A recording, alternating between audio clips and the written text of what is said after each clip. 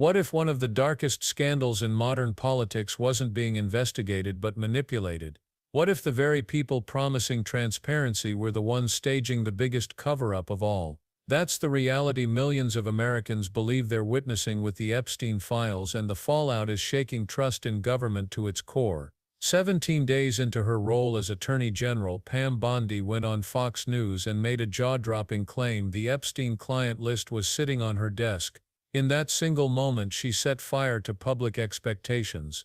The country thought answers were finally coming. But instead of clarity, what followed was theater. The White House staged a flashy release of binders hyped as new files, only for reporters to discover the documents were already public. Nothing new, nothing incriminating, nothing close to what Bondi promised. From that point forward, every move looked like smoke and mirrors. Already publicly available. There was nothing new. After intense blowback, Attorney General Bondi went back to Fox News, the mothership, and claimed that a whistleblower, quote, assured her there were more files, and that, quote, New York, Southern District of New York, was sitting on thousands of pages of documents. And she promised on Fox, and I quote, we will get everything, and the country will see, quote, the full Epstein files. These are quotes from Attorney General Bondi voluntarily appearing on Fox News to explain the situation. For the next 4 months, the Department of Justice and the FBI were silent. What happened during that period? Well, we received information that Attorney General Bondi pressured the FBI to assign, now get this, approximately 1,000 agents in its Information Management Division and hundreds of additional agents from the New York field office to work 24-hour shifts to review and produce more documents on Epstein on an arbitrarily short deadline. These officials were told to, quote, flag any records in which President Trump was mentioned. But after this flurry of activity, using tens of thousands of personnel hours in March, it took DOJ and FBI 3 additional months to produce no new documents, but rather an unsigned memorandum on July 7th finding that, quote, this systemic review revealed no incriminating client list. Naturally, after all of the public promises Attorney General Bondi has made, the public is really suspicious of her finding. This suspicion has been exacerbated by public reporting that FBI Director Patel and FBI Deputy Director Bongino disagree with Attorney General Bondi's handling of this matter. Public mistrust has been fed by other claims in the July 7th memorandum. This memorandum included links to surveillance video footage from outside Epstein's cell in the hours leading up to his death. The July 7th memorandum describes one of the videos released as full, raw footage, yet experts who've analyzed it concluded the video was likely modified. The Trump administration has essentially created a new controversy rather than solving one. President Trump is not helping matters at all. Despite his administration continuing making promises about the transparency on Jeffrey Epstein and claims about the existence of records that have not been produced, he is currently telling the country the president is saying this is all, quote, a scam, close quote. Yesterday, President Trump posted on his personal social media site, and I quote, my past supporters have bought into this BS hook, line, and sinker. They haven't learned their lesson, and they probably never will. That's from the president's personal social media. This is the president talking about his own constituents who are concerned about claims his own campaign surrogates and administration have continually raised. President Trump and Attorney General Bondi are directly responsible for all this confusion and mistrust, and they need to be fully transparent, and they should release all of the documents for the public to review as quickly as possible. Whistleblower claims of hidden thousands of pages, leaked reports that FBI agents were pressured to flag every mention of Trump, and a July memorandum declaring there was no client list at all.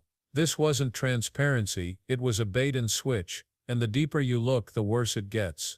17 days, that's all it took for Attorney General Pam Bondi to ignite a firestorm. Less than 3 weeks into her job, she appeared on Fox News and made a claim that instantly captured national attention: the Epstein client list she said was sitting on her desk ready to review. Think about that. One of the most guarded, controversial sets of documents in modern political history, and she casually announced it was within arm's reach. The statement was more than just shocking, it was a promise.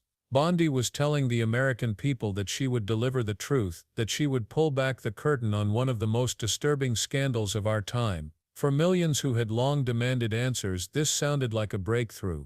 Expectations skyrocketed, but promises like that come with weight. The moment she spoke those words, the country assumed accountability was coming, that the powerful and connected would finally be exposed. What followed instead was silence, confusion, and a series of staged gestures that only deepened suspicion. That first declaration was supposed to be the start of transparency. Instead, it became the opening act in a saga of mistrust. Just weeks after her bold promise, the nation was told the big reveal was finally here. The Department of Justice and the White House organized what looked like a major breakthrough, a carefully choreographed media release of Epstein-related files. Reporters, commentators, and influencers were handed glossy binders, staged for cameras as though history was about to be rewritten. But when the pages were flipped open, the truth hit hard.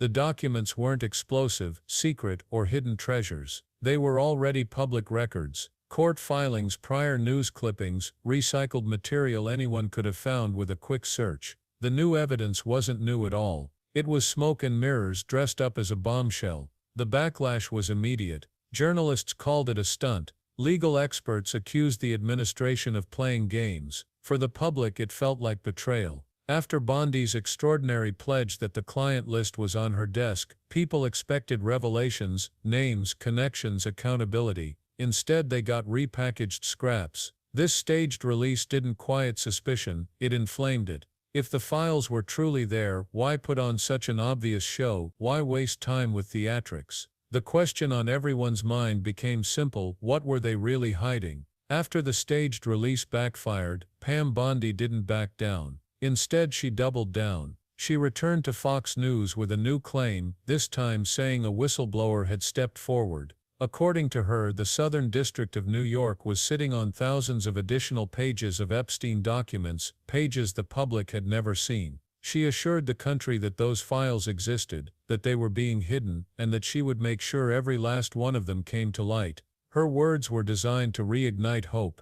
The country will see the full Epstein files, she declared. It was a dramatic promise, one that raised expectations even higher than before. But behind the curtain, nothing changed. Weeks went by, then months, with no new evidence and no real transparency. Instead of answers, there was silence. The Department of Justice gave no updates, and the FBI said nothing at all. The longer the silence stretched, the louder suspicion grew. Bondi's insistence that whistleblowers had confirmed hidden files sounded compelling on television, but where was the proof? People began asking, was this a fight for truth, or just another promise meant to buy time? Behind the silence, something startling was happening. According to reports, Attorney General Pam Bondi wasn't simply waiting for files, she was pressuring the FBI to deliver them. Not just a few agents, but over 1,000 were pulled from the Information Management Division, with hundreds more reassigned from the New York field office. The order: work around the clock, in shifts combing through Epstein records on an arbitrarily short deadline.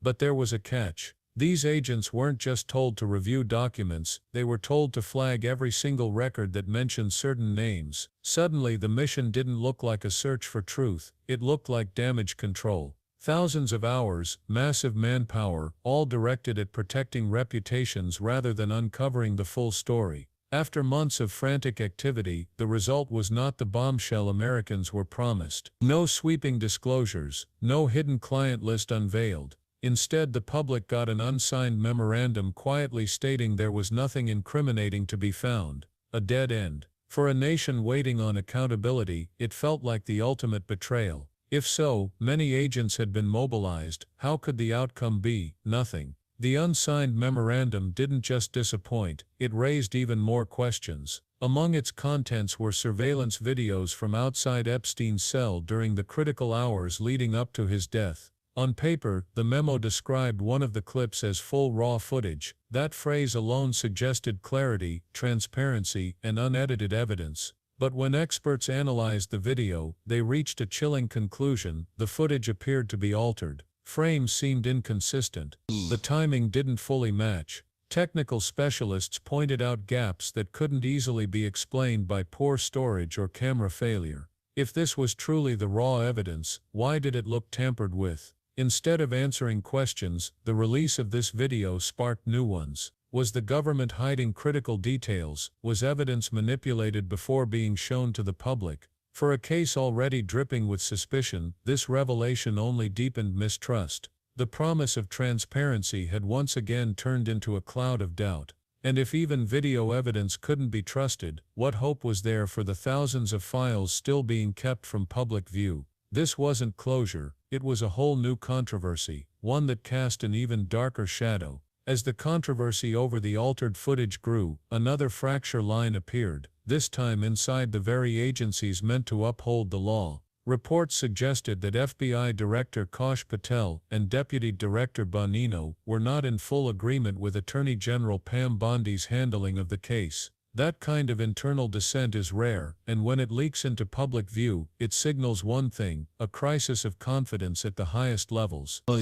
For ordinary Americans, the message was devastating. If even the top law enforcement officials couldn't get on the same page, how could the public trust anything being said? The narrative of transparency crumbled further, replaced by infighting and confusion, and then came the public spin.